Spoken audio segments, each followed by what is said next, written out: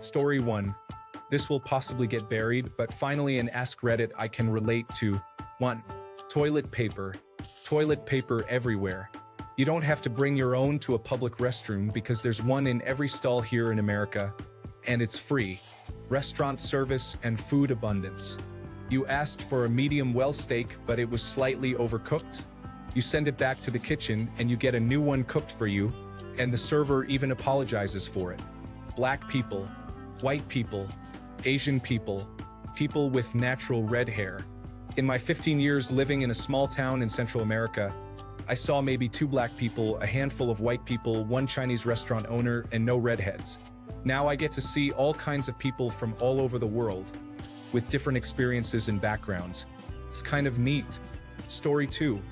Just how much of my mind was previously occupied by thoughts of keeping my family alive, like always subconsciously running through the drill of what to do in the event of an armed hijacking or house break-in, and being super vigilant around people and in various places no matter the time of day. I felt like at least 10% of my mental capacity has been freed up for other more productive thoughts like appreciating beauty and freedom, planning a prosperous future, and trusting that the sense of security my family and I feel isn't just a ruse. Story 3. Not getting suspicious when a stranger talks to you on the street. I can't get over it. I get anxious every time, but people in Canada don't seem to mind at all. Where I come from, when a stranger approaches you, you quickly leave. Story 4. When I was in the United States Marine Corps, I had a friend who was from extremely rural Africa. We took him to 3-dimensional shows and such. He had been in the United States for around 6 months, but even things like television were an amazing luxury to him. Someone in the group picked up a television at a pawn shop off post and gave it to him, and he was just amazed that someone would give him a television. Something interesting was that he had it set up so direct deposits would go to an account his village had access to. His salary as an E2 in the United States Navy made his family semi-royalty in the village. Story 5. Grocery stores like Walmart, Publix, and Kroger are huge and vast, have air conditioning, a massive variety, and tons of items I had never heard of. It was a huge culture shock to me and my father in 2001 since we had no major grocery stores in Bosnia at the time. Story 6. That things would get fixed. I had a vending machine in my dorm building. It broke down and I thought, well, I guess no more vending machine. I was absolutely flabbergasted when I saw the machine repaired and working. Edit. Changed dorm room to dorm building. Story 7. My roommate's coworker is from Guatemala. He says that one of the best things about the United States is that when you call for an ambulance, one actually shows up even if you aren't rich or important. Story 8. The one thing which baffled me is how there is an absence of petty crimes and how the shops in the city center were not worried about displaying their wares outside their shops. There was no risk of someone stealing those tiny items. Also, at night, the shops were just closed with their glass doors. No extra iron shutters with multiple locks and items. Story 9. Safety when walking on the streets at night. When in Brazil, I used to wait for my wife at the bus stop from college. As she usually left college around 10 p.m., it was dangerous. We used to live in a central zone, and her college was also central. In Ireland, if she leaves a party at 3 a.m., I don't get concerned at all. It's so great to live without being afraid. Took us about 1 year to relax. Story 10. I visited my cousins in the United States once. I was surprised that your houses don't have walls around them.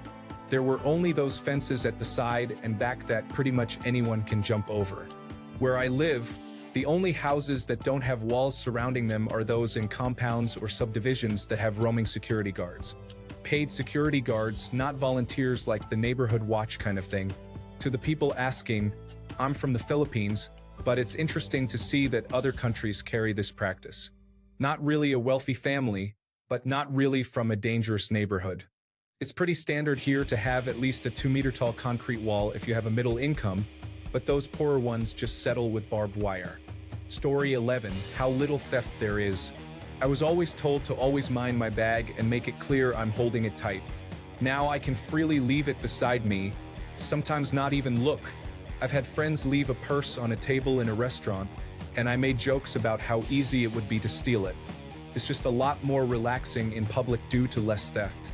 Another one is how much less physical fighting there is in schools. From a young age, I was always told, if someone hits you, hit them back harder.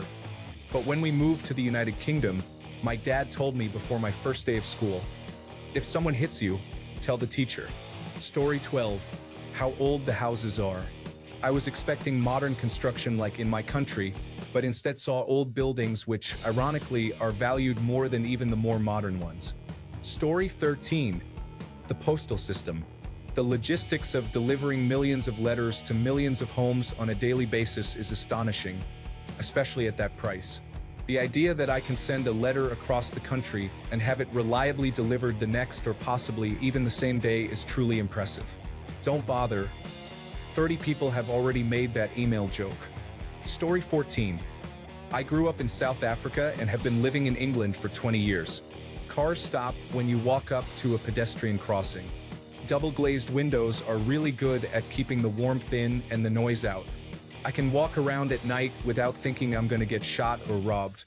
There are only a few people on building sites, and the buildings get built in a quick and organized manner. When things break, someone will come and fix it. I could go on all day. Wow, this thread has gone wild. Wish I could reply to all comments, but there are a lot. These are just the humble observations of a South African guy living in northeast England. Story 15. In my first year of university, I had a Nigerian fellow living with me in halls who was an absolute riot. On his first day here, he was apparently struck dumb by the appearance of a woman driving a rubbish truck down the street. He just could not believe what his eyes were seeing, and despite living in the United Kingdom for over 6 months at some point, he could not get over the fact that many houses were built directly onto the pavement. He was amazed that you could even look directly inside people's windows and observe them if you really wanted to. Supposedly, back home he lived in a compound surrounded by barbed wire and angry dogs. I remember sitting in the kitchen one day, and he came in grinning from ear to ear. He was genuinely delighted by the fact that he had left some food exposed on his desk and returned later to find it intact and not devoured by insects. Then there was one incident where he came into the flat looking quite flustered and annoyed. I asked him what was wrong, and he explained to me that he'd been unable to get into his classes because there was a cat sitting on the steps up to the door. Confused, I asked how a cat was stopping him from going into his class, and he explained to me, quite seriously, that the cat was a witch and would turn into a snake and eat him. At first, I thought he was joking, so I started laughing, but no, he was genuine in his belief that the cat was, in fact, a witch. Apparently, some parts of Nigeria are still quite superstitious, and cats are especially despised. Story 16. Coming from a worse country to a better one, it surprises me how easy it is to do a transaction online. Apply for a visa? Do it online. They will notify you once they need documents, once you are ready, and so on. Every step of the process. Pay bills? Fine, do online banking. Order food, groceries? Do it online, call for delivery. Schedule an appointment? Call or do it online. Meanwhile, in my country, you need to do all of this physically. Wait in line for hours. Registration done? On to the next step, payment. Oh, you need to go to the bank, collect the receipt, and come back here. You want to do it online? Good luck with the poor websites and slow internet. I could go on and on. It's a day and night comparison. Wow, this comment exceeded expectations. First, a lot of people here think the United Arab Emirates is about cheap labor and slavery. This is totally irrelevant to my main comment, and I already addressed this one below. No need for further arguing. I replied, and I rest my case. Yes, regarding this, the Philippines is improving, but it is still way behind compared to other countries, and I am speaking from first-hand experience. I could give a long list of examples, which you can see from my replies below.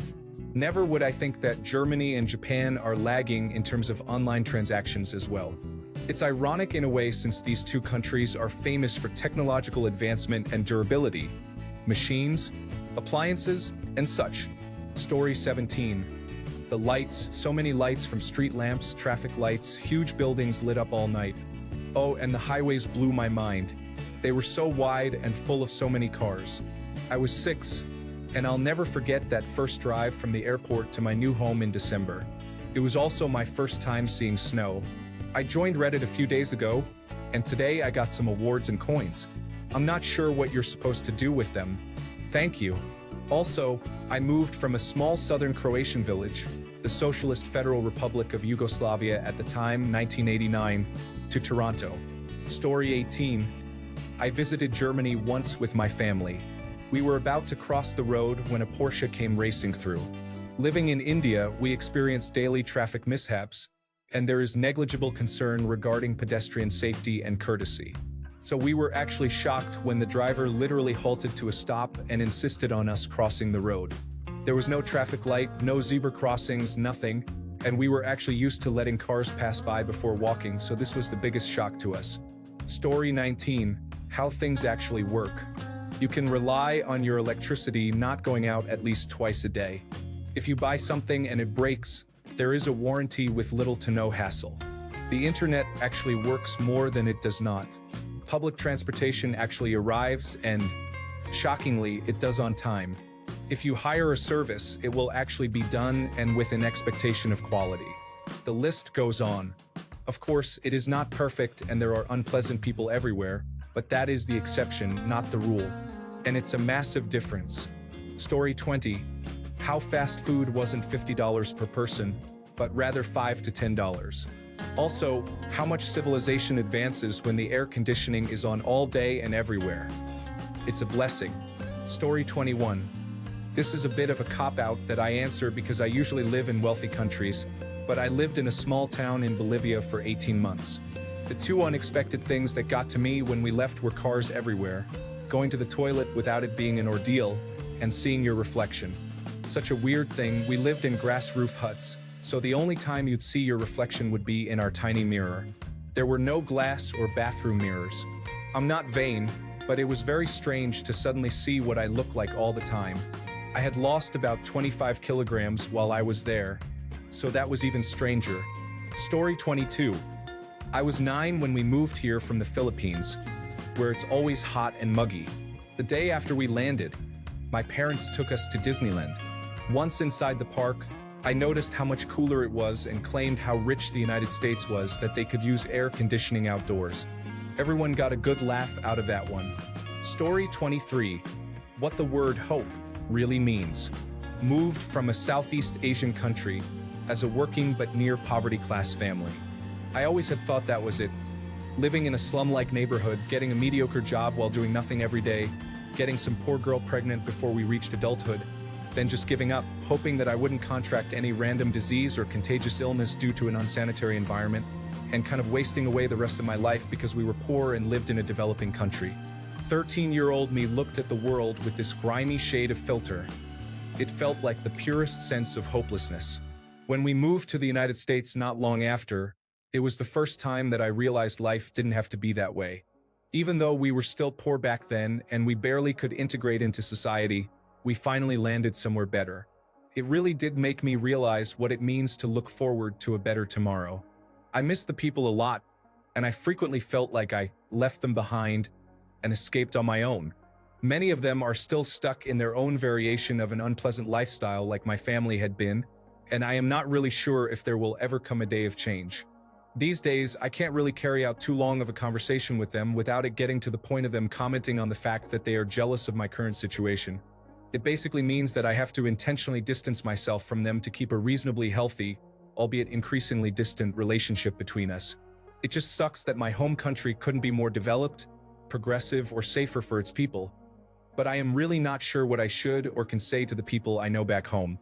It was incredibly lucky that my parents took a huge risk and it somehow worked out for our small family despite the odds against us. But I guess that's just how life is. There's only so much a person can solve. Story 24. A Tsongan African man who was staying with me came rushing in during the first week he was staying and woke me up. He was extremely excited that there was a garbage truck with a motorized arm picking up the wheelie bins as it went down the street. "Have you seen this? Have you seen this?" He kept exclaiming over and over again. Amazing, amazing.